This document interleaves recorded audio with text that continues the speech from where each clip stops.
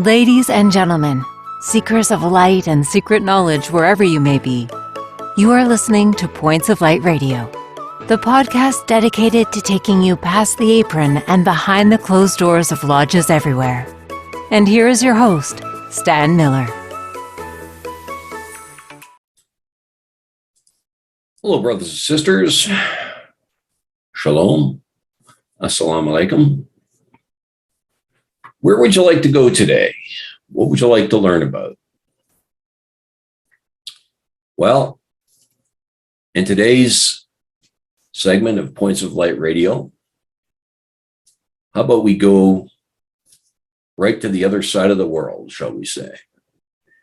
And here on Points of Light Radio, we'll continue the journey by doing just that.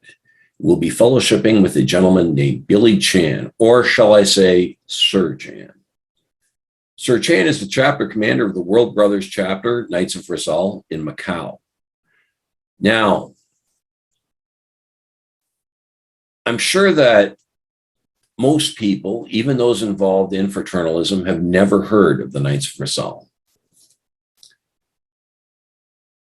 But as I keep saying, that's what Points of Light Radio is really here to do, to raise the profile and bring some of these organizations to your attention and preserve their history.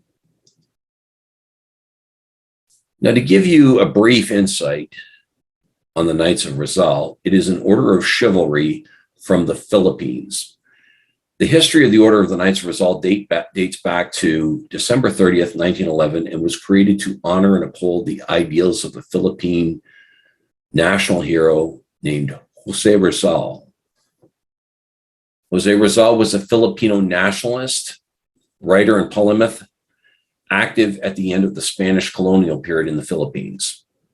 He was executed, in fact, by the Spanish colonial government for the crime of rebellion during the Philippine Revolution.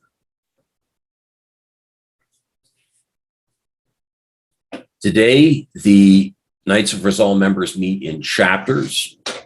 There are Knights of Rizal chapters all over the world, and too many places to mention. But I think that's enough explaining from me. Let's have Sir Chan shed some light on this most interesting organization, shall we? But are you ready? Are you still hungry for knowledge? Are you still searching for the light? Well, just trim your lamp and follow me. Hi. Mr. Chan, welcome. How are you going, Stan? How's everything over there in Canada? Oh, we're keeping busy. We're staying busy. We're staying on top of things here. And if not, you are the chapter commander of the World Brothers chapter of Knights of Rizal, Macau. it's not based in Macau. I think it's the only chapter. We don't have a physical country that. Because all our members are not from the Philippines, except one or two. Yeah. And you don't have to be Filipino necessarily to be in. No. Oh, but we have okay, this is interesting. Yeah, but we have a very strong affiliation with the Philippines for two reasons. Many years ago, we were doing a lot of charity work and all that stuff in various places in Manila and also Davao is south. And so gradually we form a foundation in Manila, based in Manila, and then we've been traveling rapidly, to the capital of the Philippines and continuing our missions and all that stuff. So anyway, one of my board members, Sir Sonny Chico, and then he invited me to take a look at the Knights of Rizal. I said, look, what is that? I have no idea what it is. I lived in Australia for many years, so we look at this knighthood and medals, giving and quite seriously. It's pretty much like where you guys are over in Canada. And he explained to me he's actually a fantastic man called Jose Rizal. He's more or less like a founding father figure for the Philippines, and he gave me some material to read, and I read them all, and I thought, well, maybe it's a good thing to take a look at it. And then he sent me all the paperwork and all that stuff, and the petition paper went through and all that stuff. And I became the member, and then I got promoted to another level called the KCR, and then became a chapter commander and all that stuff. So gradually I have to recruit my members. So our members are pretty much scattered around the world, really, if you ask me. We have a senator in the United States based in Atlanta, Georgia. He's been in his first service for 28 years as a senator. We have a Secretary of State of the Ministry of Industry and Innovation in Cambodia. I met him through one of our Peace Award events. Very remarkable gentleman, actually born and raised in Cambodia, but he's very well versed in English. Oh, yeah. Gradually we became good friends, and I invited him to join as well. Back in Australia, I have a good mate of mine. If you don't mind, I speak a little bit of Aussie lingo. It still came through me. Fair enough. Yeah. If you can handle my Canadian accent, you'll be okay. All right. Yeah. Well, we're pretty much the same. We were under the same head of state. Yeah. Anyway, we got great friends in Canada, by the way. But we don't have a Canadian member yet in my chapter. So no, there are several chapters over here, though.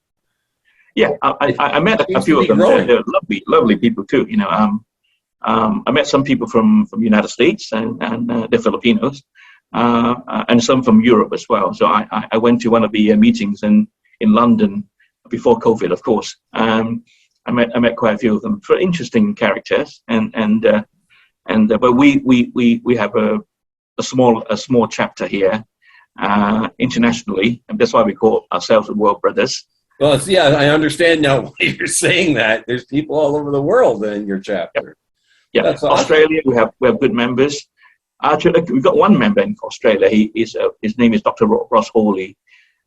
Sort of a pedigree, I would say. His great grand uncle, I mean, his mother's side actually is the first premier of Western Australia. As you know, we were colonies before from the UK. Yeah. So and he's descendant from the Forest clan. So we've got some amazing people in Hollywood. I mean, like Pagari, he's designed houses for some of the Hollywood star like McBee and all these people. So he's one of our members. We got a Hong Kong person. He's Swedish, but he spent a lot of time in Hong Kong. His name is Anders Nelson, blonde, blue eye, in Hong Kong, and he's one of our members. I was going to ask you about this. So the qualifications to join, you don't necessarily have to be Filipino. From everything you're saying, it is a Filipino-based organization, but you don't have to be Filipino to join. No. Okay. Well, Henry Kissinger is one of the members. I mean, wow. Okay. Do you have to believe in the Supreme Being? Prime Minister, so many of these well-to-do people. I mean, like politically, I mean, around the world. So we have good members. We're very good. How can I say, statesmen? I mean, but you don't have to be Filipino to join. Do you have to believe in like the Supreme Being or God or Jesus or anything? I think you I mean, we're all Christians in my council. I mean, so. If they're good Christians, I don't know. If they go to church, I don't know. But okay, yeah, no, but yeah. So I mean. But could a Muslim join or a Hindu? Yeah, I think we have in my chapter we have a colonel from the National Police in the Philippines. We only got 2 or 3 Filipino members, and he's in the, how you call it, the Islamic faith group, looking after the Islamic faith people in Manila. He's he's a police officer, colonel status, quite high up there.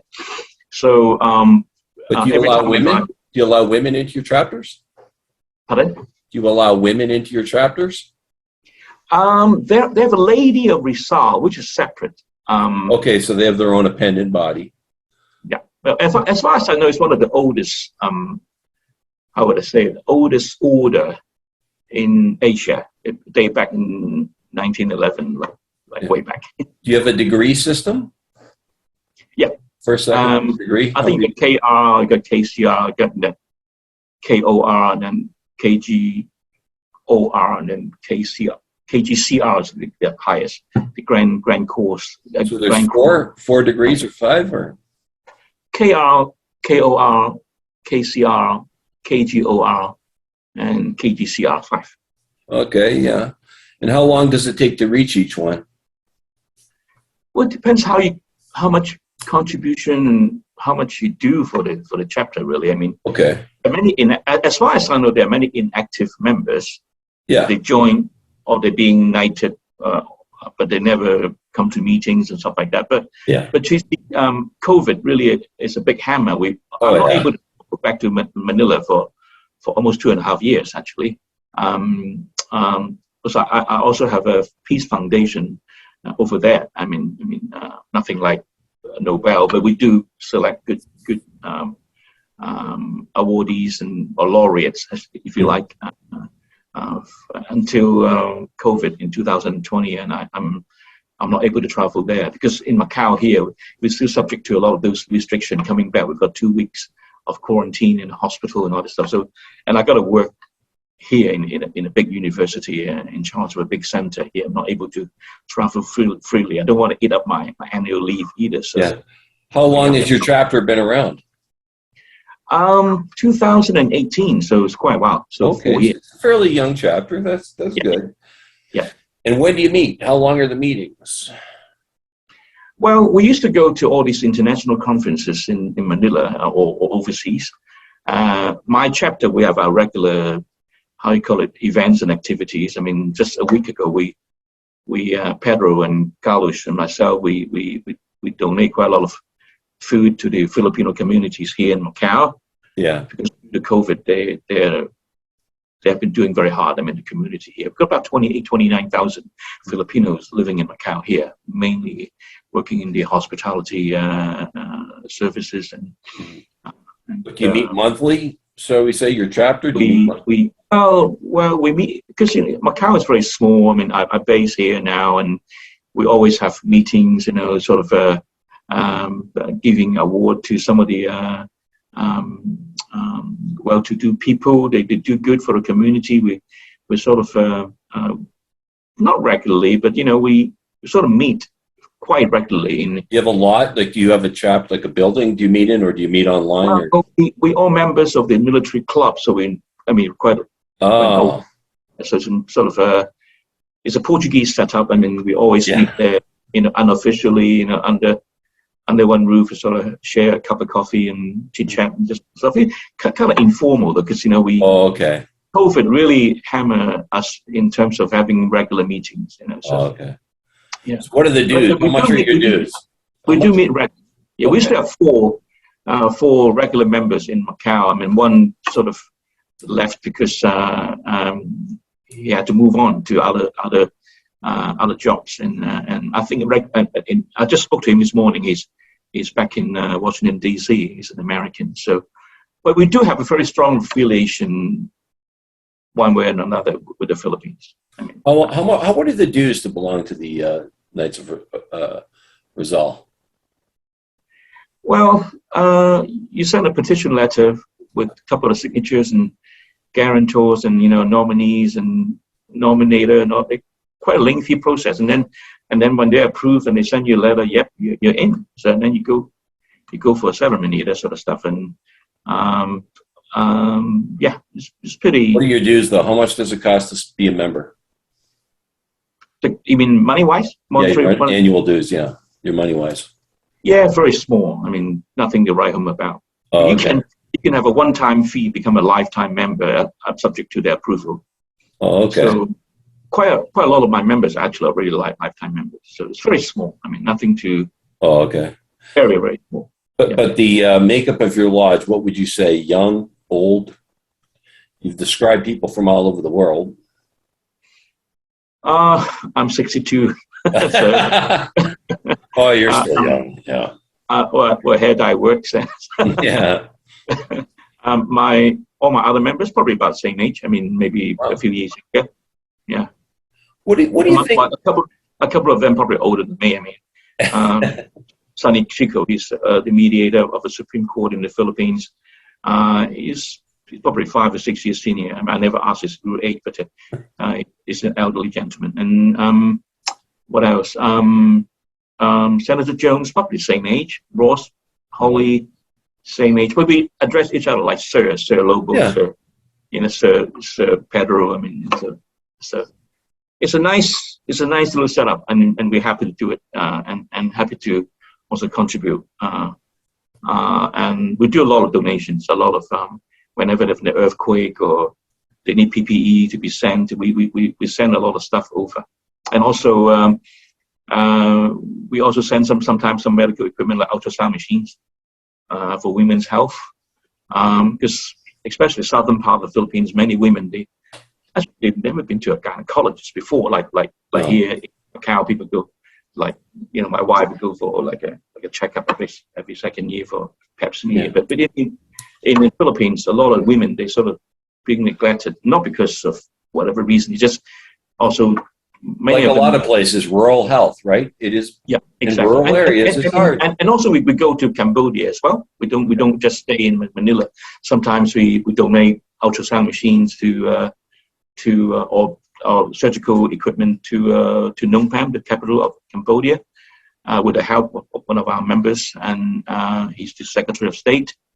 We go to some villages sometimes. I mean, like they have a mission, and we'll just piggyback along, bring a lot of materials, and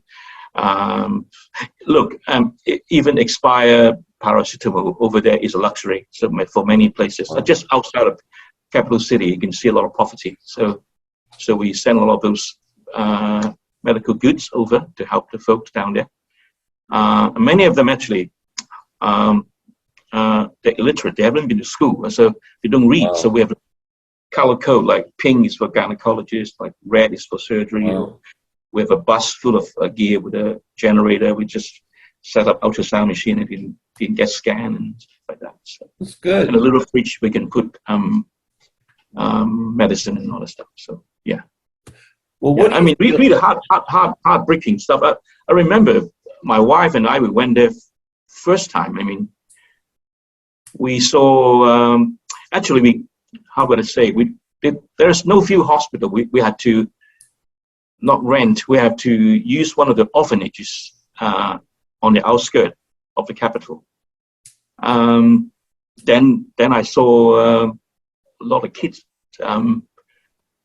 Really heartbreaking. Like a mother holding the baby, like, just left it there. They say, well, you look after it. I don't have any money. Like, really sad to see some of the stuff there. And never seen it ever before, because we don't get Cambodian news in Australia or in Macau. I mean, like, we seldom see anything from the Philippines either. I mean, if there's a flood or earthquake, we see all the terrible pictures, images.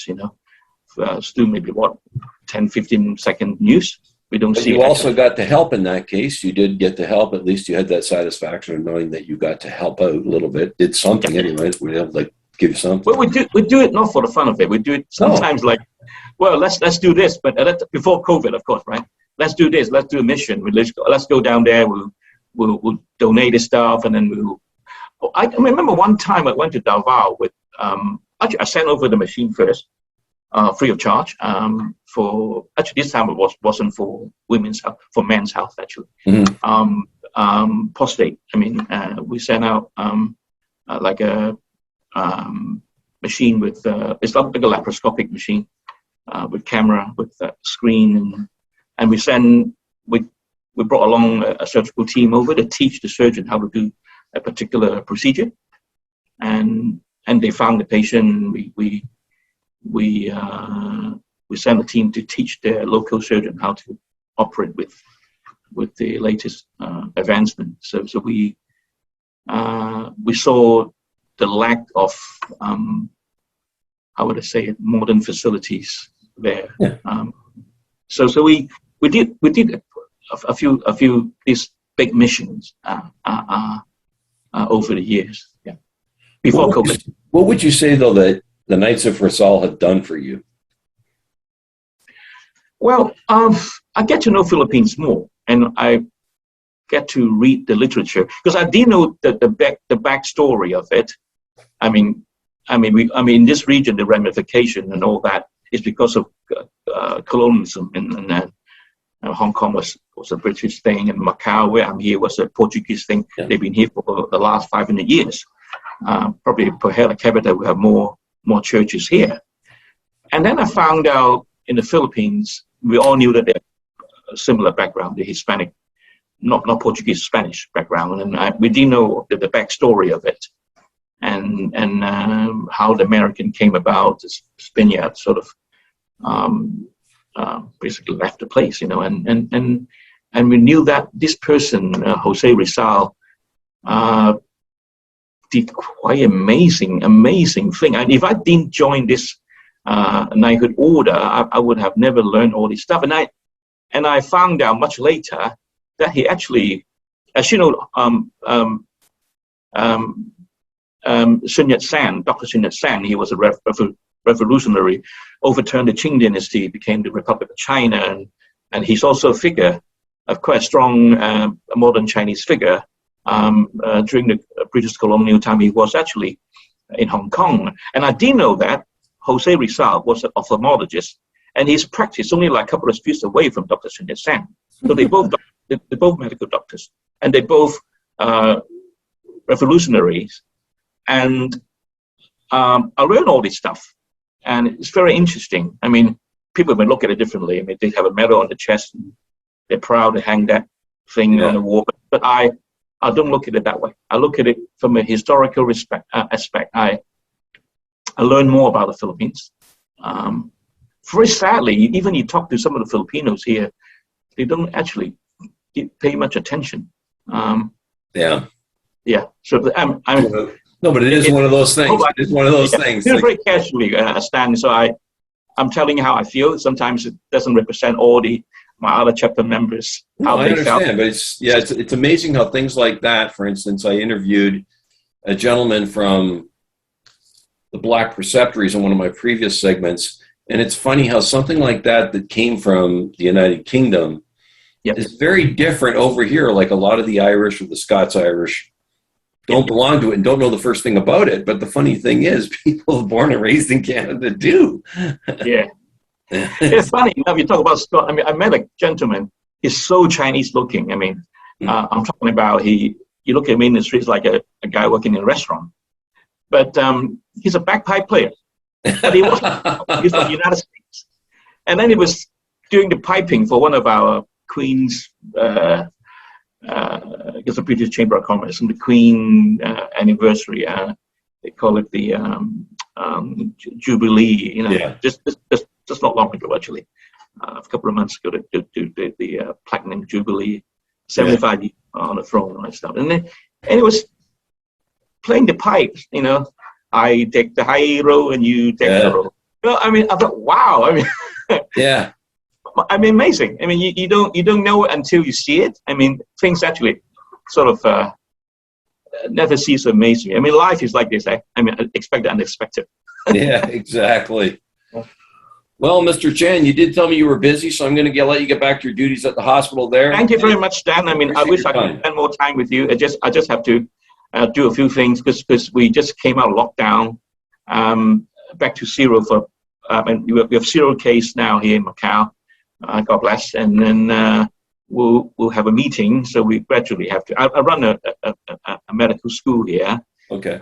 So we have to make sure that the student can come here on the 1st of September. Everything's going to be honky-dory. So a few things to do. Thank you, Sir Chan.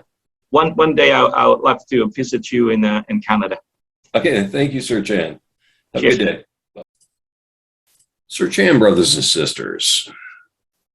representing the Knights of Rizal. Now, wasn't that interesting? Had you ever heard of the Knights of Rizal before? And that's like I keep saying, that's one of the things about Points of Light Radio. I don't know about you, but I'm learning, as I keep saying, I'm learning so much as I go along. Some things I took away from this particular segment, first of all, is, like I said, I learned a lot about the Knights of Rizal, but as I often say, here we have another man who's another member of a fraternal organization that's very passionate about what they do there. And he seems to really be enjoying the great things that the organization has to offer. It's opportunity to reach out and help people, not just from other members of their chapter, but all over the world. And I think this particular organization is another one of those ones that sounds very exciting. There's so much to do within it. And we will definitely, as I keep saying this, we're definitely going to revisit the Knights of Rizal. I've put some feelers out to other chapters. If you're watching and you're in one of those other chapters, I'm hoping that you actually reach out to me.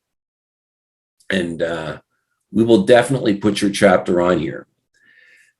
But I'm afraid that's all I have time for today, brothers and sisters. But before I go, I want to remind you that Points of Light Radio is available on both YouTube and Spreaker. Please share, like, and subscribe when viewing this podcast on YouTube. You can follow Points of Light Radio on my Facebook page at facebook.com/Points of Light Radio. My Twitter handle is at PO Light Radio. You can see the link to my Spotify channel as well as my Points of Light store, where you can go and purchase some of the Points of Light Radio merchandise, as well as other fraternal merchandise as well. I also want to point out that Points of Light Radio is available to advertise your fraternal store or event. Just get in touch with me on my Facebook page. You can see the email address there. And but until next time, brothers and sisters, I'm sorry to part, but until we meet again, just step into the light.